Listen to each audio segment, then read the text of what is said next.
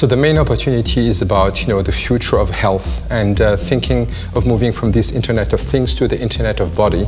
And what we wanted to tackle here was thinking about the next generation of sensors to try to predict more accurately potential health condition deterioration on the one hand, on the other hand, to measure continuously health-related parameters. So our solution is a new generation of sensors that we have designed after having different kind of discussions with some of the key leaders, both in the fundamental research and with the key market leaders. We have better understood what are the key challenges on the market and what are the new expectations to move forward.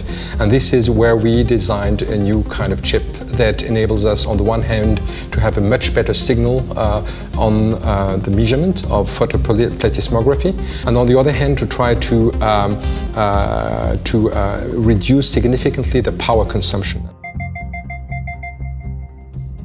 Our innovation has been focused on trying to address some of the challenges on health. And so, on the one hand, we see that in all the developed markets, health is getting a real burden in terms of costs. It's almost 10% in most of the European countries, and it's almost 18% in the US, and this is only increasing.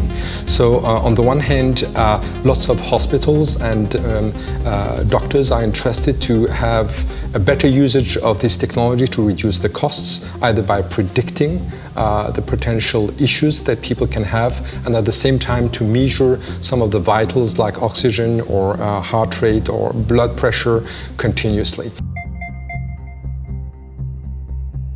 So my name is Neuchâtel. I'm the CEO of Senbiosys, and I'm working very closely with the founders of Senbiosys on preparing this next generation of sensors. And I made actually a quite unusual move to move from a large corporate like IBM to the spin-off of the Swiss Federal Institute of Technology, trying to address the new challenges for the future of health. So on the next steps, we're thinking about now preparing a new version of the chip that is even more miniaturized. So our target is to have a chip of 2 by 2 millimeters on the one hand, and this is something that we are planning to release quite soon to the market. On the other hand, we have already a chip that is able also to detect a single photon with low energy, and this opens also several doors to not only health but also to scientific imaging.